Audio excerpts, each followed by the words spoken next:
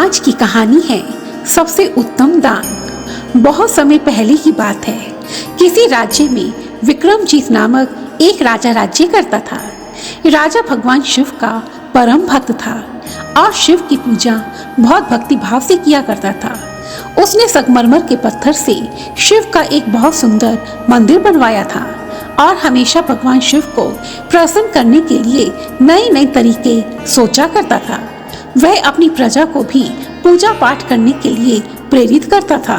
एक दिन की बात है, राजा सोचने लगा, सावन का महीना शुरू होने वाला है।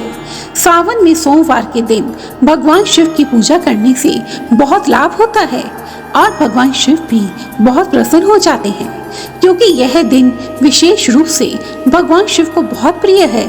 इसलिए इस अवसर पर विशेष पूजा भी होनी चाहिए। लेकिन यह पूजा कैसे की जानी चाहिए, इस प्रकार वह राजा सोच विचार करने लगा। काफी देर सोचने के बाद उसके मन में एक विचार आया, क्यों न इस सावन के प्रत्येक सोमवार को 1008 पात्रों के दूध से शिव का अभिषेक किया जाए।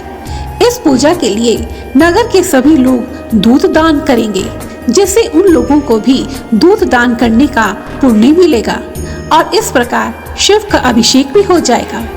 पूजा के लिए विशेष रूप से बनवाई गई एक कुंड में सबका दान किया हुआ दूध एकत्रित किया जाएगा और उसी दान के दूध से भोलेनाथ का अभिषेक होगा।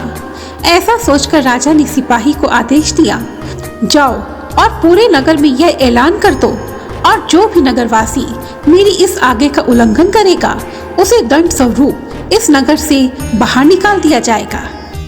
तब राजा के कहे अनुसार सिपाही ढोल बजा बजा कर घोषणा करने लगे, हे नगरवासियों, कल सावन का पहला सोमवार है और हमारे राजा का एक आदेश है। हमारे राजा चाहते हैं कि वो 1008 पात्रों के दूध से शिव का अभिषेक करेंगे। इसी कारण हर नगरवासी को सुबह सुबह मंदिर में अपने घर का सारा दूध दान करना होगा और वहां पर उपस्थित कुंड में दूध को डाल देना होगा। याद रखो, यदि तुम अपना सारा दूध मंदिर में दान नहीं करोगे तो तुम्हें नगर से बाहर निकाल दिया जाएगा और राजा के आदेश का उल्लंघन करने के जुर्म में तुम्हें इस नगर में प्रवेश नहीं मिलेगा। सभी नगरवासी राजा की घोषणा सुन रहे थे। कुछ लोग अपने राजा की धर्म निष्ठा पर खुश थे और कुछ लोग अपना सारा दूध देने के कारण चिंतित हो उठे। यदि वे अपना सारा दूध मंदिर में दान कर देंगे तो उनके घर के बच्चे, बूढ़े, बीमार दूध कैसे पिएंगे?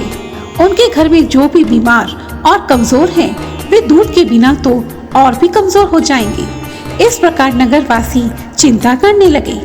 अगले ही दिन सभी नगरवासी अपने घर का सारा दूध लेकर मंदिर में एकत्रित होने लगे। कुंड में अपने हिस्से का दूध डालने के लिए अधिक से अधिक लोग मंदिर में आने लगे थे। वे सब अपने घर का सारा दूध मंदिर में लेकर आए थे। यहाँ तक कि दूध की एक बूंद बछड़े के लिए भी नहीं छोड़ी थी। यहाँ तक कि घर के बीमार, बूढ़े और बच्चों को भी अपने हिस्से का दूध नहीं मिला था, क्योंकि सारा दूध मंदिर के कुंड में डाल दिया गया था। और जैसे जैसे समय बीतता गया, कुंड में दूध का स्तर धीरे धीरे ऊपर उठने लगा। फिर भी दोपहर तक कुंड आधा ही भरा था। इतने सारे पात्रों का दूध कुंड में डालने के बावजूद भी कुंड खाली था। यह सचमुच आश्चर्य की बात थी। यह देखकर राजा और मंदिर का पुजारी चिंतित हो गए। यह क्यों हो रहा है? राजा ने भी अपने हिस्से का दूध उस कुंड में डाल दिया, लेकिन कुंड अभी भी खाली था। भीड़ में सब घबराहट के साथ कानाफूसी करने लगे। एक व्यक्ति बुदबुदाने लगा, क्या बात है, कुंड क्यों नहीं भर रहा है? हालांकि सभी नगरवासी अपने घर का समस्त दूध कुंड में डाल चुके हैं। क्या शिव भगवान हमसे नाराज है? इस प्रकार जितने मुंह उतनी बातें।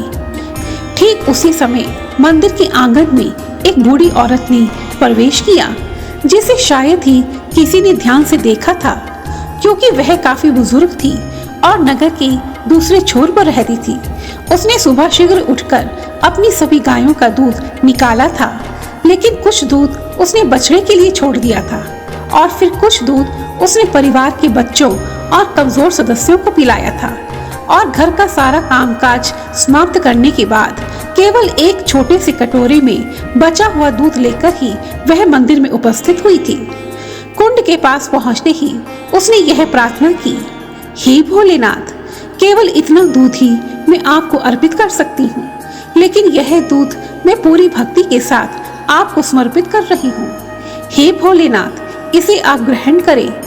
ऐसी ही प्रार्थना करके जैसे ही बुढ़िया ने वह दूध उस कुंड में डाला, एक चमत्कार हुआ। वह आधा खाली कुंड केवल एक कटोरे दूध से लबालब भर गया। बूढ़ी औरत जैसे विनती भाव से आई थी, उसी भाव से वह वापस चली गई।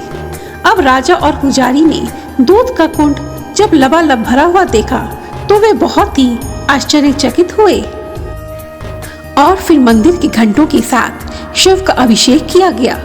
कुछ समय के पश्चात अगला सोमवार आया। लोग अपने अपने घरों से दूध का पात्र लेकर मंदिर में आए। सभी ने अपना अपना दूध कुंड में डाला, लेकिन इस बार भी वह कुंड आधा खाली ही रहा। ठीक उसी समय वह बूढ़ी औरत अपने छोटे से कटोरे में थोड़ा सा दूध लेकर वहां पहुंची। वहां जाकर उसने पहले की तरह शिव से प्रार्थना की और वह थोड़ा सा दूध कुंड में डाला, और उसके दूध डालते ही वह कुंड दूध से लबालब भर गया। यह चमत्कार देखकर सभी आश्चर्यचकित थे। राजा के मन में भी बहुत से प्रश्न उठ रहे थे। वह सोच रहा था, मैं तो शिव का इतना बड़ा भक्त हूँ, मैंने ही भगवान शिव के इतने बड़े दूध अभिषेक का आयोजन किया है, फिर क्या कारण है कि मेरे दूध डालने पर भी यह कुंड खाली रहता है। लेकिन यह बूढ़ी औरत एक छोटे से कटोरे में दूध लाती है और उसके थोड़े से दूध से ही यह इतना बड़ा कुंड दूध से लबालब भर जाता है। इस प्रकार वह राजा उधेड़-बुन में था। अब तो राजा ने उस बुढ़िया को अपने महल में बुलवाया और पूछा, हे माई, कितने ही लोगों ने उस कुंड में अपना अपना दूध डाला, लेकिन फिर भी वह कुंड केवल आधा ही भरा। लेकिन तुमने जैसे ही छोटे से कटोरे का दूध उस कुंड में डाला, तभी वह कुंड दूध से लबालब भर गया। हे माई, क्या आप मुझे इसका कारण बता सकती हो? यह सुनकर बूढ़ी औरत ने उत्तर दिया, हे राजन, मैं एक माँ हूँ और एक माँ कभी भी अपने बच्चों को भूखा नहीं देख सकती। इसी कारण मैंने आपकी आज्ञा का उल्लंघन किया है। गायों से दूध निकालते समय मैंने कुछ दूध बछड़ों के लिए छोड़ दिया और फिर बाकी कुछ दूध सभी बच्चों को पिला दिया। कुछ दूध मैंने अपने बीमार पति को पिला दिया। उसके बाद जो भी दूध बचा, वही दूध इस छोटे से कटोरे में भरकर मैं भगवान शिव को अर्पित करने के लिए चली आई हूँ। भगवान शिव एक माँ का हृदय जानते हैं।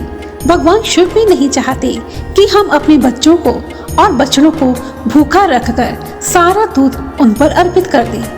हे महाराज, यदि मेरी बात आपको कड़वी लगी हो तो मैं आपसे क्षमा चाहती हूँ।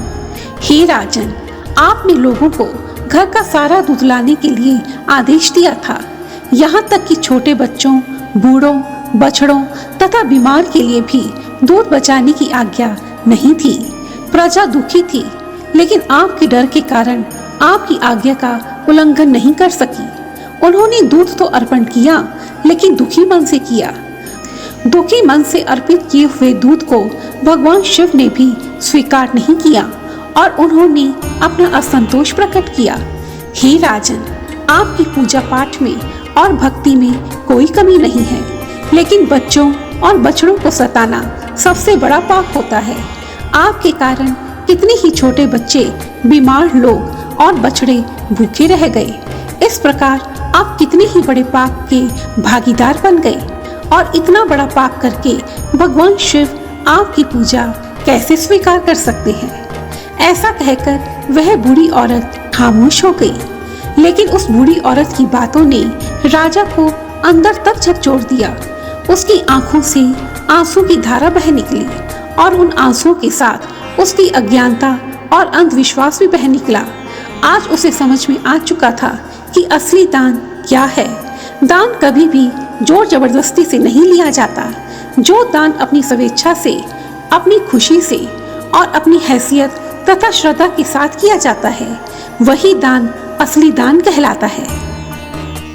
दोस्तों, भारतीय परंपरा में दान को कर्तव्य और धर्म दोनों ही माना गया है, लेकिन दान देते समय दान देने वाले का हृदय आनंदित होना चाहिए। यदि वह दुखी होकर अपने मन को मारकर दान देता है तो वह दान नहीं कहलाता। जो वस्तु मनुष्य अपनी इच्छा से, अपनी खुशी से किसी और को देता है वही सही अर्थों में कहलाता है सबसे उत्तम दान। धन्यवाद। और यदि आपको यह वीडियो पसंद आई है तो प्लीज मुझे कमेंट सेक्शन में जरूर लिखें और मेरी ऐसी ही दूसरी वीडियोस को देखने के लिए रेड कलर के बटन को प्रेस कर मेरे इस चैनल को सब्सक्राइब करें और साथ ही बेल आइकन को भी जरूर दबाएं ताकि मेरी आने वाली सभी वीडियोस की नोटिफिकेशंस आपको टाइम पर मिलती रहे। धन्यवाद। जय माता दी।